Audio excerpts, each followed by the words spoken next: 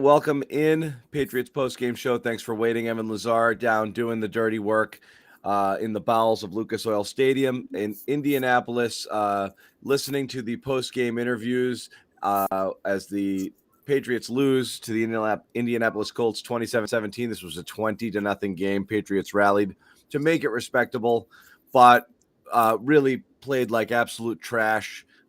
Pretty much all three phases of the game. You can throw the coaches under the bus too for 3/4 of this game. Some empty calories here in the fourth as they came back and, as we said, made it close. But Evan, let's start at the end here. As you said, you and I were just talking offline. This was as pissed off and sullen and sulky and moody as Bill Belichick has been in a long time with this game and not taking anything positive out of it at all. Yeah, we asked them some questions about trying to spin some positives, some moral victory, if you will, into this game. And I think we're at the point of the season now for Bill Belichick where we're in week 15 and the time for moral victories and the time for treating Mac with kid gloves, saying, oh, well, he played terribly for 3/4, but he brought them back. And that's a really good sign. That's a really good thing to look at moving forward as a foundational piece. Bill Belichick wasn't having any of it. I asked him about the run defense. First, I asked him what happened on the 67-yarder. Didn't want to talk about it. Then I asked him, well, how did you feel about how the run defense did against Jonathan Taylor outside the 67-yarder? Because they held Taylor in check for most of the game. He had 28 carries for 103 yards outside of the 167-yard touchdown. So he said that including the 225 yards rushing, which I thought the Patriots kind of game plan to concede a little bit on the ground here in this game. Bill wasn't having that either, right? No, the 225 yards rushing was too much also. So didn't play well, didn't coach well, didn't play a winnable game with the turnovers and the penalties and the blocked punt. This was a angry, pissed off, dejected Bill. And I think the one thing that you also have to look for to wrap up this point is the coach on the other side. Right. I think it's absolutely driving Bill nuts that he can't beat Frank Reich. And they beat him a few years ago when Reich had Andrew Luck in 2018 when he first got to Indianapolis. But to not be able to beat Frank Reich in the Super Bowl a bunch of years back and then to get beat by the same scheme again here tonight where your defense really was overmatched for a lot of this game, I think that was another sticking point for Bill, that just from a coaching standpoint, from his standpoint, the X's and O's, the frustration coming out that Reich seems to have him figured out on the offensive side of the ball, even though the defense I thought played really well in this game for the most part. Relatively, I think what killed them is just the way too many yards on first down. Made it easy for the Colts. I think that was a huge problem there. And again, you know where their strength is. The interior of that offensive line is what it is. I mean, and they're going to do that, and they're going to bully you. But you're right. At the end of the day, when you looked at the stats, minus, a couple gadget plays and the 67-yarder, they did an okay job on Taylor, well within reason to have won the game. Again, you eliminate that 67-yarder, and if they won it, you would have actually pointed to their ability to have kept, Taylor relatively in check. But it's just all of the other stuff was just so bad. And what I don't understand is just, we're talking defensively, what ended up happening with them being able to run, an X, Y, and Z. But from your perspective, offensively, did you like what the Patriots came out doing here? I was a little confused by it. Yeah, I thought early in this game, some of the play calling was definitely a little bit peculiar, odd, whatever word you want to use to describe it. The toss play on third down and some of the other outside runs that they tried to run early on in this game were really head scratchers, because when you look at this Colts defense, you see a lot of speed. Right, they're fast. There it is, one of the most athletic players in the league at that position. So why are you trying to beat them to the edge with Brandon Bolden? I don't know. You know what I mean? Yeah, I don't know. That's one of those things that on Tuesday when we talk to Josh McDaniels, hopefully we can get some insight. Hopefully we can get some answers as to why they did that and why they felt that was the best way. Because I really felt like coming into this game, the two advantages the Patriots had were to throw the football, which they ended up doing pretty effectively on the whole, outside of the two interceptions. When you look at, when you look at max production, especially when you look at like expected points added and stuff like that, to be almost a net positive in EPA despite throwing two picks tells you that on all the other plays you did He pretty made well. some really good Right. throws. Yeah, he Yep. made some throws down the field and was able to move the offense. But you talk about 1 for 4 in the red zone in this game. You talk about some of the situational play calling, and those are two things that in my mind, when you go to red zone and when you go to third and fourth down, those are when coaching truly comes out in game plan X's and O's, right? When you talk Yeah. about from a big picture standpoint, building an offense, developing Mac Jones, Josh McDaniel's done a great job in all of those fronts all year long, right? He's brought Mac along. He's gotten them into a good groove offensively from a structure standpoint. But when red zone, third and fourth down, that is when creativity, that's when, game plan wrinkles come into play. And I know he took a little bit of a shot at Bill Belichick in his post-game press conference, but Frank Reich calls the Nyheim Hines touchdown the Patriots special. That's what he called it in the post-game press conference. That's a little bit of a game plan wrinkle. Now, the Patriots had the one hand off to Jonnu Smith that gets called back by the holding penalty, but the lack of, I would say, creativity and usage of other people besides Hunter Henry in the red zone is really killing the Patriots. When they get down there inside the 5, they want to bully ball it. I know on third down, Mike Onwenu jumps off sides, and that false start penalty probably took away Ramondre Stevenson run up the gut. Right, that was probably when they brought the 6th offensive lineman.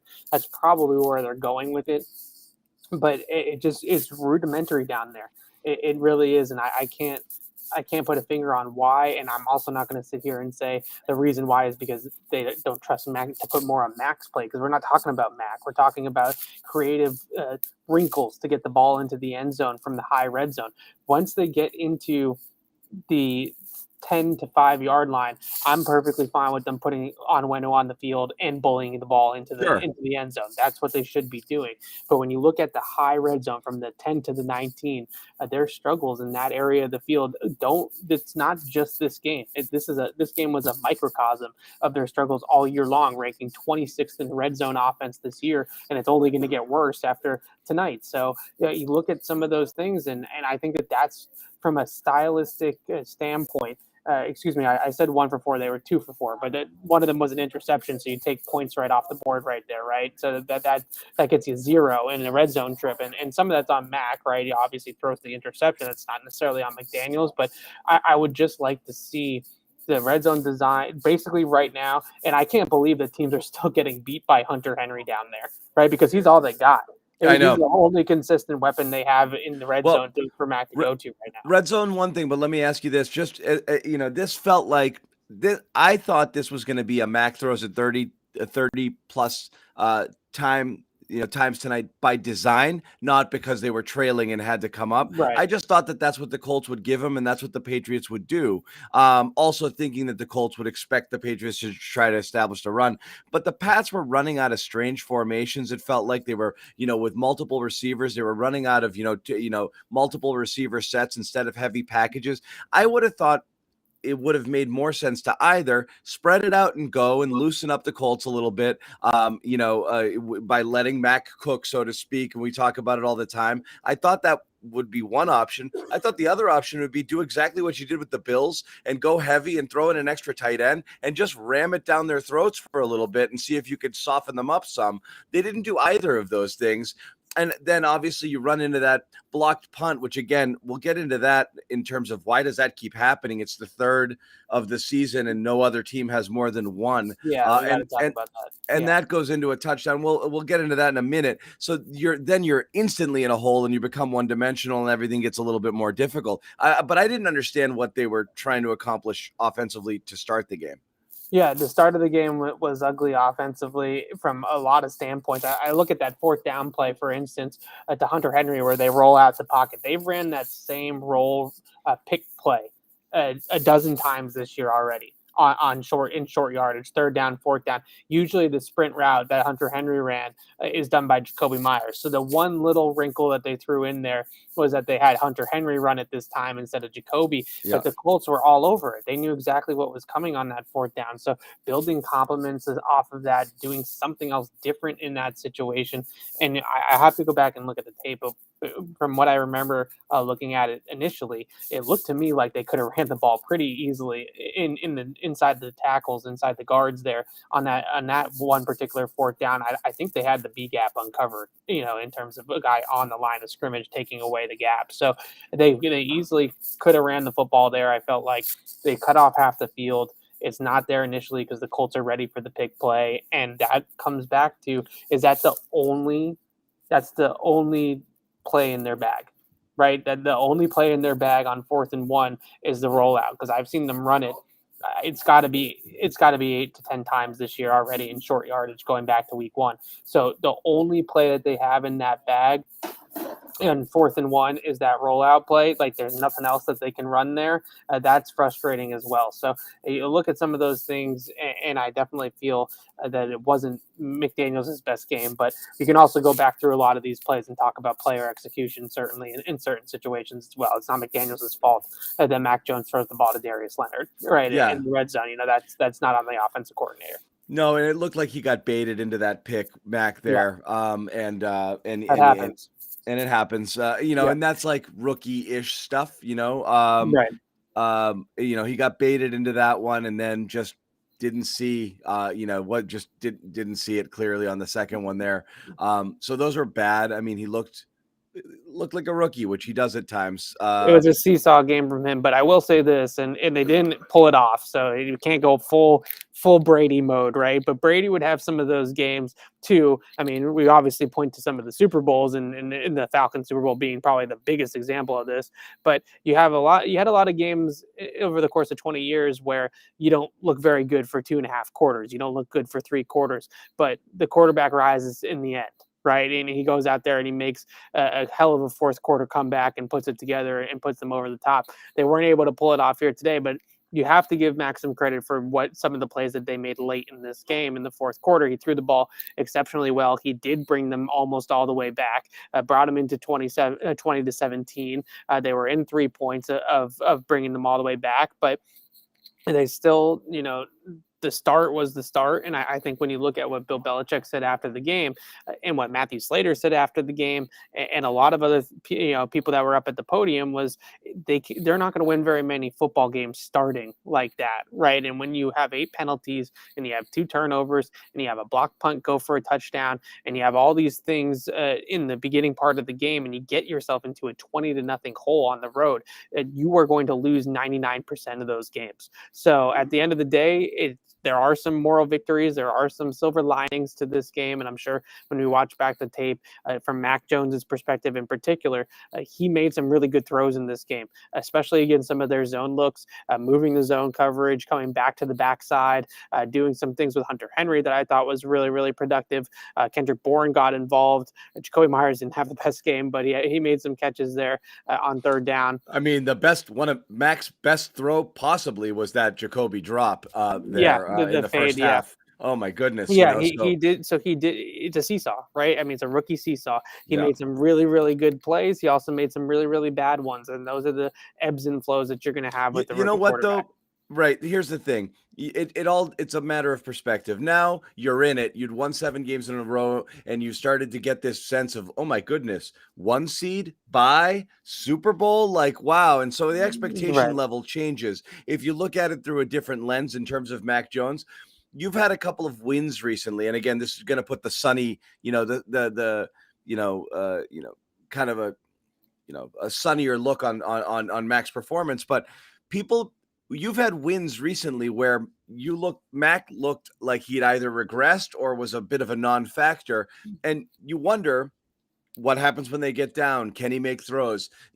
This is something you needed to see if you're the Patriots and a Patriots fan, that, yeah, he can make throws when he has to. And if you put the game in his hands, he's going to make some good decisions. He made a lot of good decisions in the second half, or, as they were trying to move. And you will lump in part of the 3rd quarter there right before they scored their first touchdown there in the 4th. When they gave him the ball and they said, go, he made a ton of throws. So again, people have been begging to see that. At least you got to see a glimpse of it. What this does, though, is it screws you up in the AFC playoff picture. You really had to be perfect, because I don't see necessarily the Chiefs losing the rest of the way out. So that 1 seed is going to be really tough now.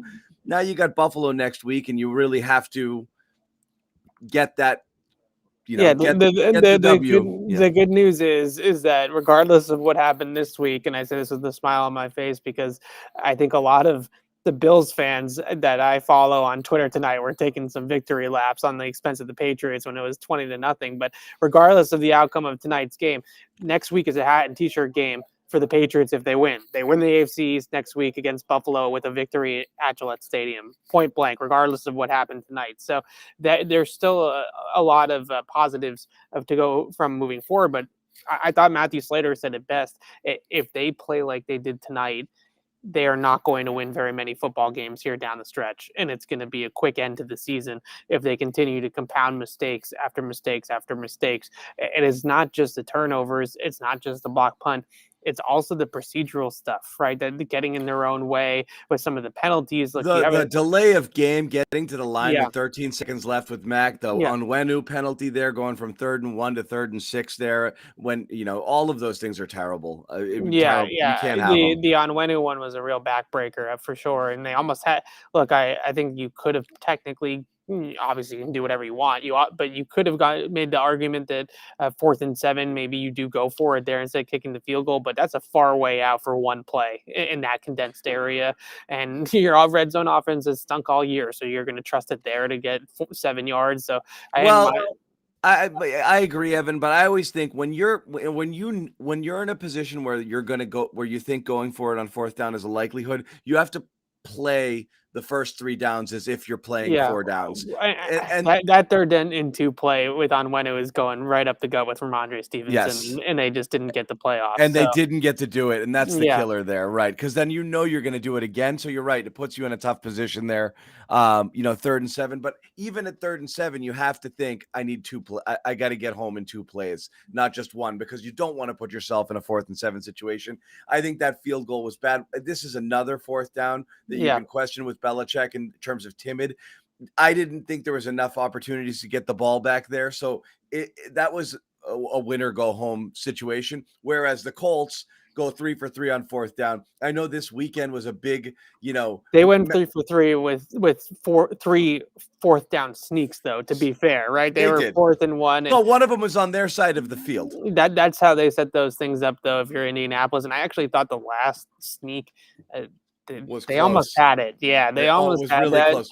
I said to, that those plays often come down to when they decide to blow it dead, right? If they blow it dead initially and they roll his forward progress down, they probably had them, but the second wave often is the one that gets it over the line to gain. So that was tough. But I don't think I didn't really have much of a problem with the lack of aggressiveness. What I keep on coming back to for me is what are things that went wrong tonight that I can sit here and say are reoccurring issues for this team, right? I don't think penalties is a big reoccurring issue for them.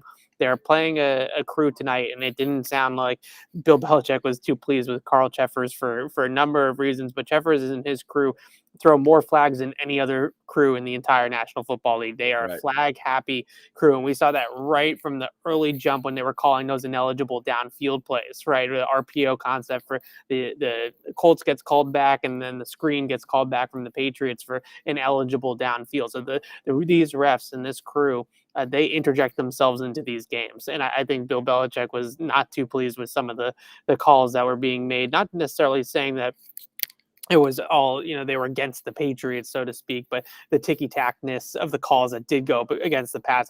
For one, I know the holding on Jacoby Myers on the Jonnu Smith play that I think he maybe scored or got tackled at the half-yard line or something like that, and they call it back.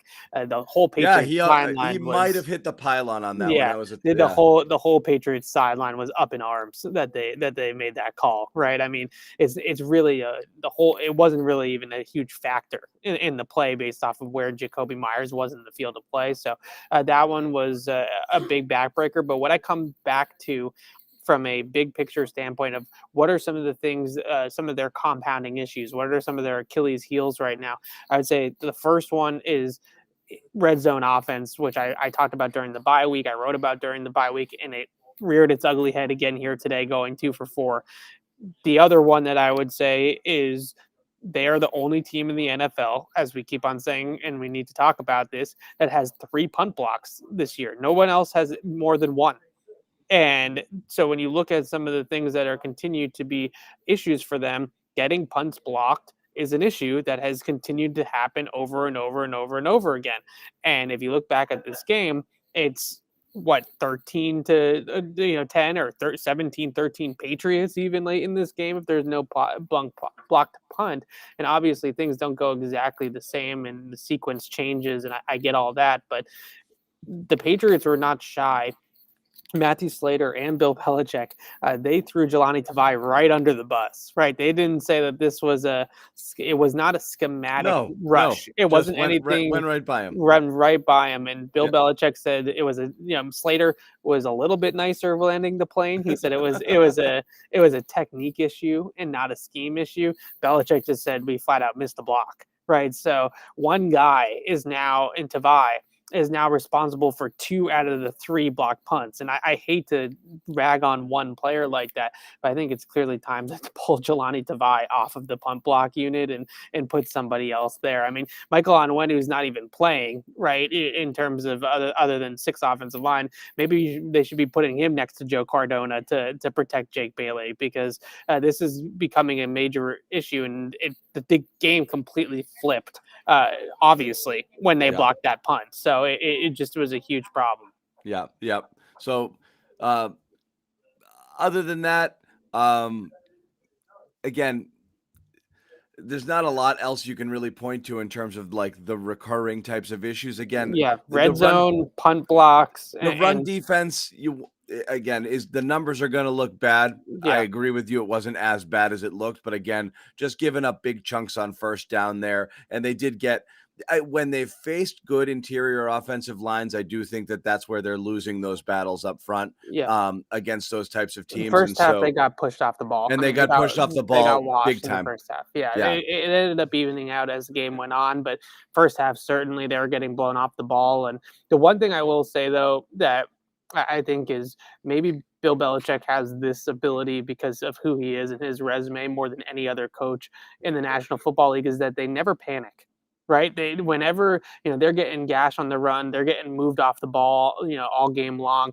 And they never went away from the game plan, which, to be honest with you, the game plan was more designed to stop Carson Wentz than it was to stop Jonathan Taylor at times. They're playing a lot of big nickel. They're playing a lot of too high. They were doing things that you look at and see teams do to stop the pass. And I think a lot of the too high stuff was the RPO based.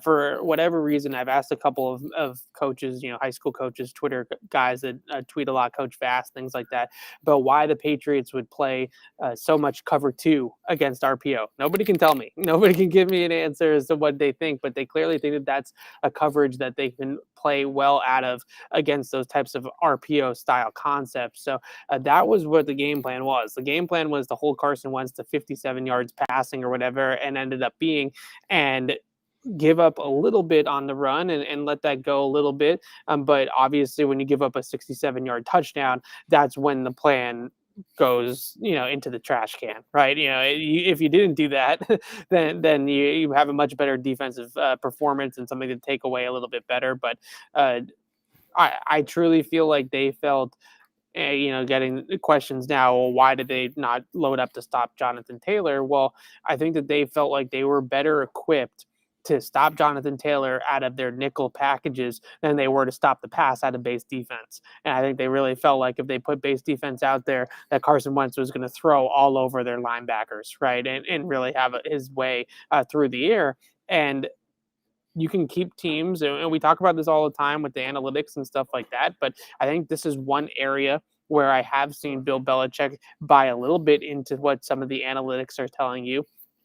And that is that the Colts ran for 225 yards, but at the end of the day, they only scored 20 points on offense, right? You can give up a look at that game against Tennessee where they gave up 270 yards on the ground and the Titans still only scored 13 points. So you can give up some yards on the ground, you hold them down in the red zone, you hold them out of the end zone from all those explosive runs, and you could really shut them down that way for the most part. But then you give up the 67-yarder, and it looked like on that play, Devin McCourty and Dante Hightower collided, trying to catch Jonathan Taylor on the cutback. And McCourty said after the game when we were speaking to him at the podium that that was what they call their 4-minute defense, right? When you're losing within 4 minutes to go of the final whistle, it's everybody down, right? It's everybody down, selling out to stop the run. And if he makes one guy miss, then that's what happens. He's off to the house, because at that point in that field position, the defense really needs to force a punt,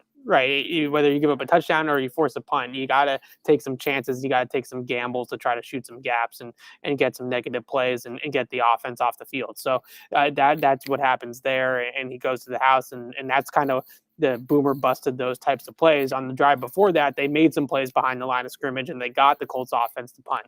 So it either works or it doesn't, right? There's really no middle ground with them when you sell out like that. And unfortunately, they obviously didn't make the play there.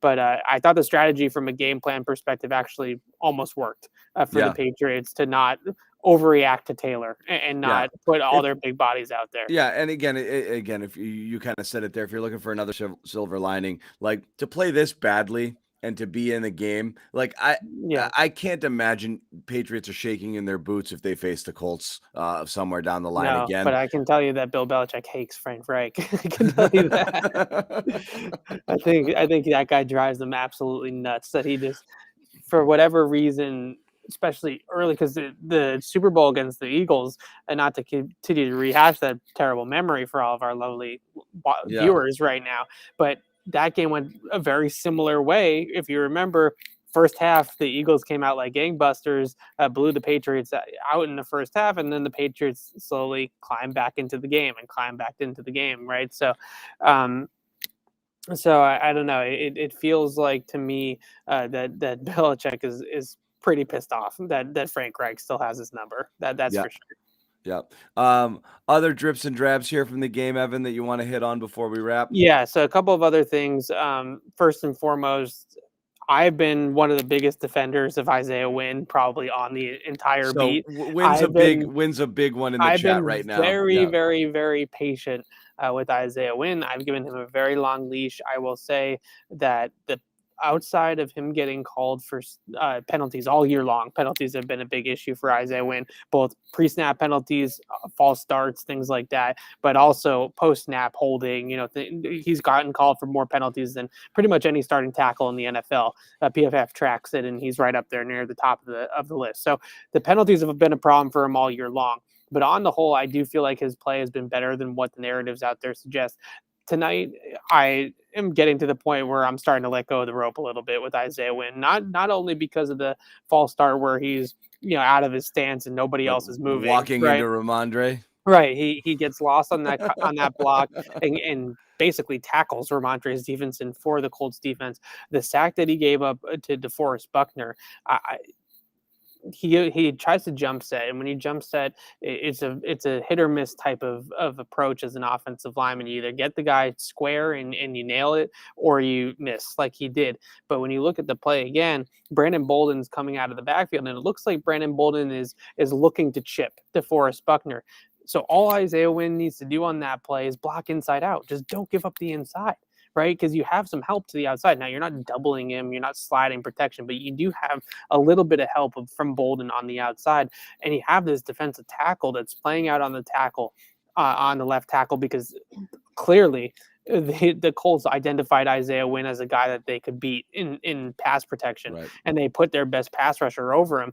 And you have a guy playing all the way out there. He's not going to beat you around the corner, right? I mean, he's a 6'6", 310-pound defensive tackle, 3 technique, right? And he's playing out on the 5 over the tackle. He's not going to beat you around the corner. So to set out as aggressively as he did, overset, and give up the one thing he couldn't do was give up the inside, and that's exactly what he did. So you look at some of to me, what are focus errors, right? You have Buckner out over the top of you and you give up the inside. You go for a walk and you get called for a false start before the snap, and everybody's looking around at you. You tackle your own guy. These are not because Isaiah Wynn's not physically able. Those are frowned upon. Yeah. Right. It's not because he's not physically able to play the position, right? These are focused mental type of slip-ups that he's having. And if he's not going to lock back in and really refocus his game, then they're not going to change anything drastically in week 15, week 16. I know everybody's calling for them to flip Trent Brown to the left side and play on Wynn at right tackle. We're way too far down the line for something like that. But looking at it from a big picture, long-term type of standpoint, you have a quarterback in Mac Jones, a righty quarterback that likes to stay in the pocket, that isn't going to move around a whole lot. You're going to have to protect him for the next decade, right, is what you hope.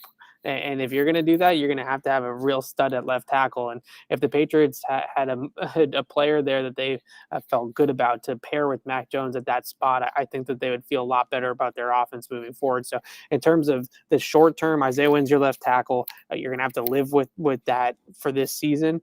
The long-term outlook of Isaiah Wynn as the Patriots starting left tackle, I think, is certainly on the table as something that the Patriots would like to upgrade on moving forward, because it's not good enough right now. They have to. If it's not, we've talked about this before, but if that draft isn't tackle or in that first round, it's something that they have to address. And you also have Trent Brown in a contract year as well, so that could be completely up in the air for next year.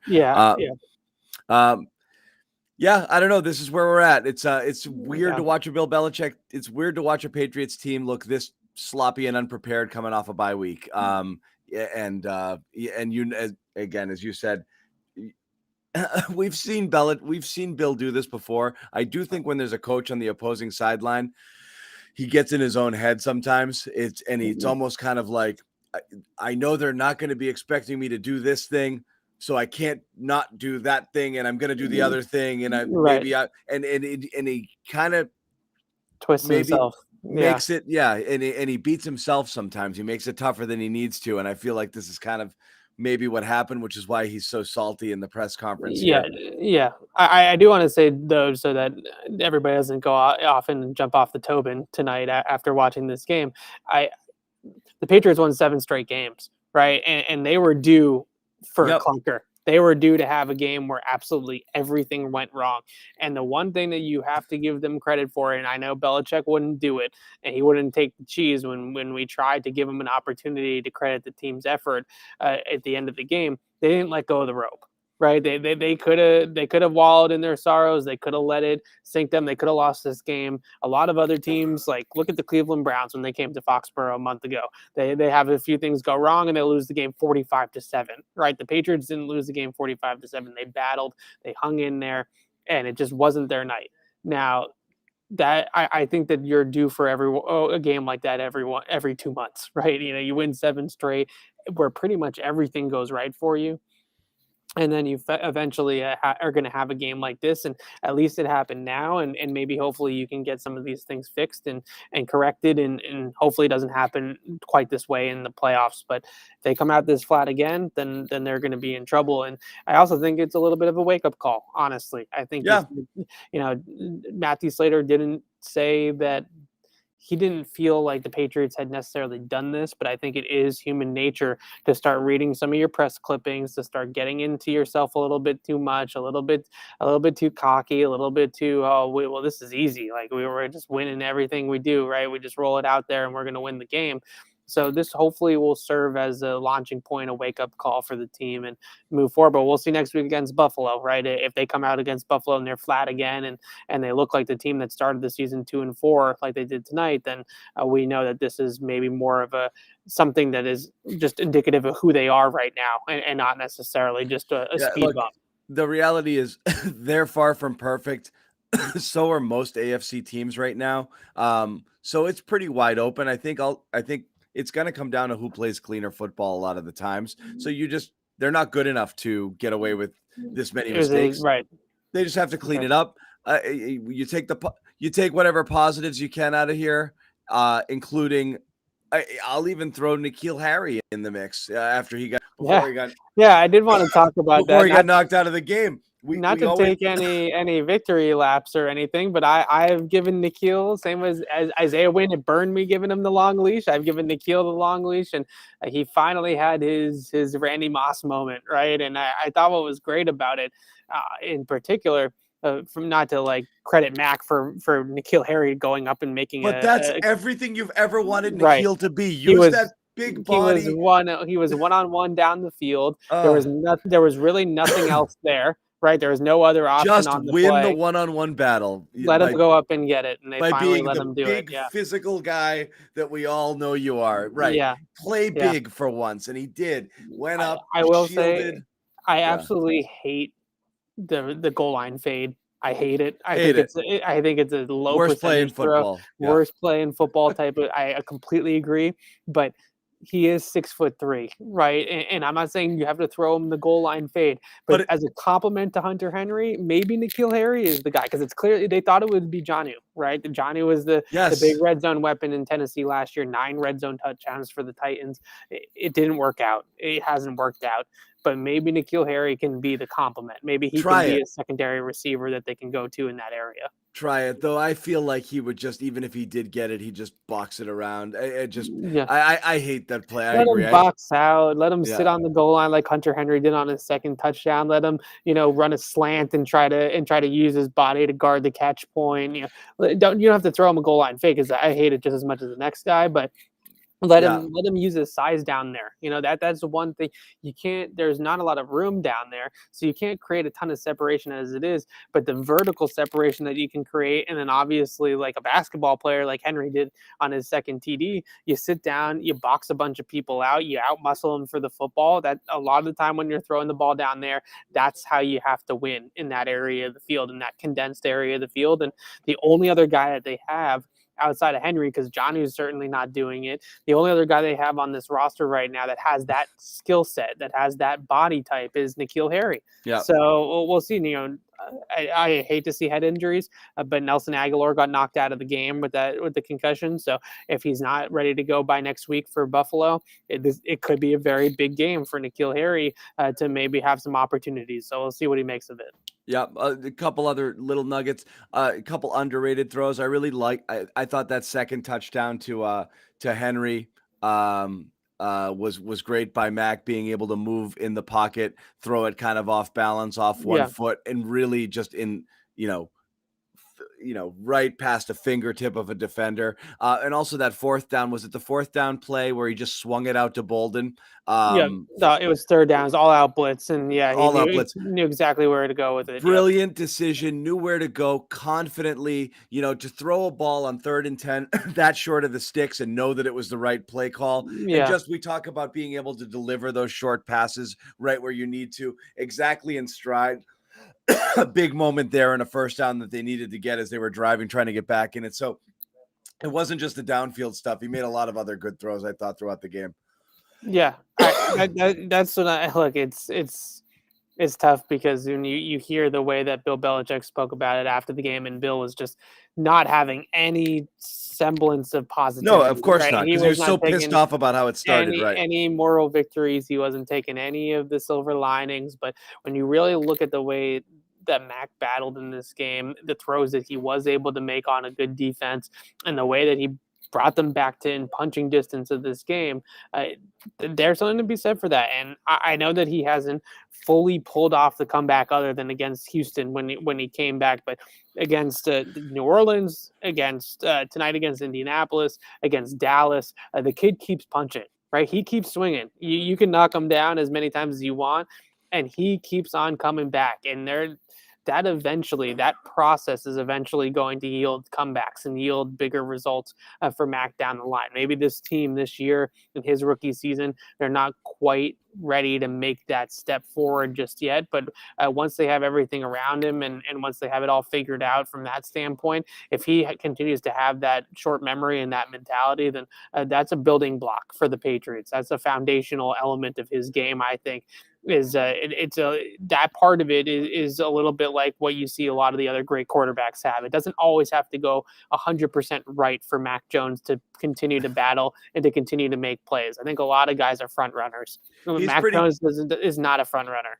He's pretty tough. He couldn't wait to get back on the field. He couldn't wait to get the ball back. He's sitting there with his helmet on the sideline at all times, just waiting. Like, I want to get back out there and I want another shot. He's not a guy. He's not a guy who puts his tail between his legs after an interception. He's pissed, but he wants to get back out there and make up for it on the next time through. He's not affected by it either. It's not in his head. So that was one of the things people said on one of the knocks on Mac. He actually does have a tough time shaking off some stuff. Sometimes, when he was younger, his coaches in high school talked Yeah. about I get very, very emotional. When he was a kid, he would cry, Yeah. and when he lost a game or threw an interception or what have you. And we had the time earlier in the season where Bill's pulling him off the field with one arm, which is like, get yourself together, man. Let's friggin' go. Right? A really great story from Nick Saban, actually, in that one of those CBS packages that Saban did about Belichick and Mac Jones. And he said that early on in Mac Jones's career, Nick Saban, sometimes at Alabama,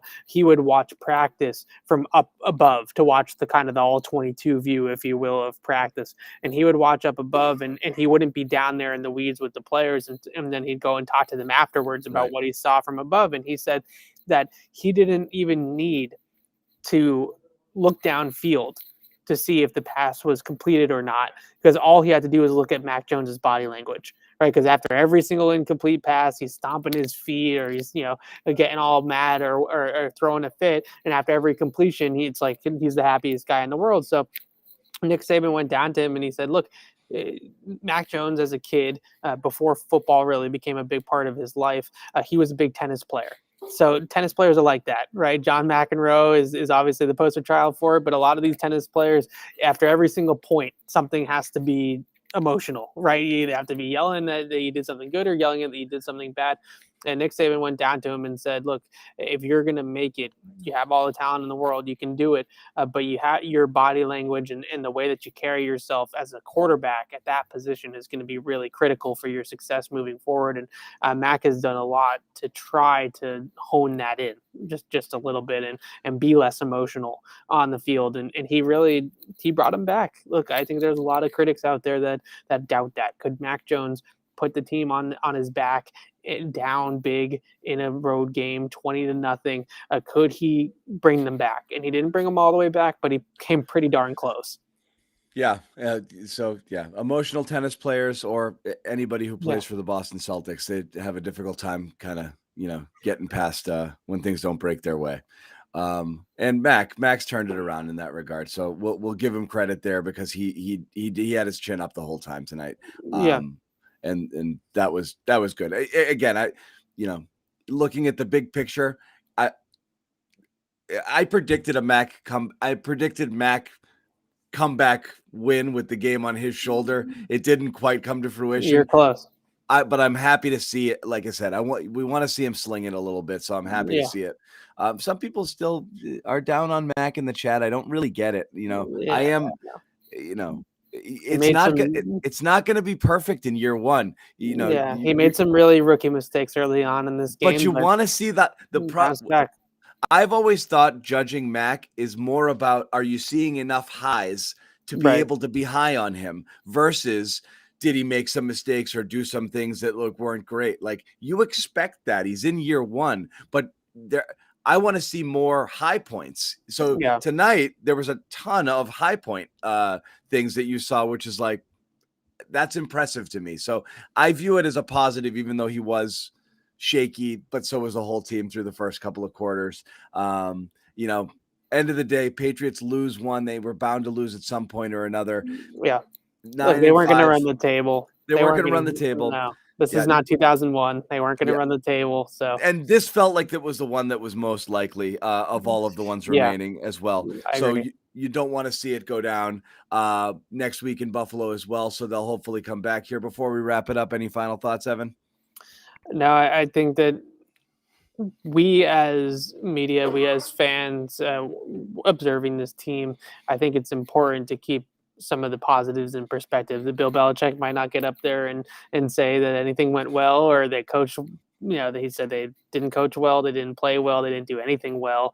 Tonight was, I think, exactly what he said. And but let him worry about that, right? Let the Patriots and the team have that attitude. For us, I do think that you have to still look at the bigger picture of the fact that this team has really built something here, and just because they lost one game to a good Colts team on the road, then you don't have to completely wipe away the fact that they have competed very, very well for the last 2 months. So I still think this is a good team. I still think that they have a bright future ahead of them, and tonight just wasn't their night. Multiple things.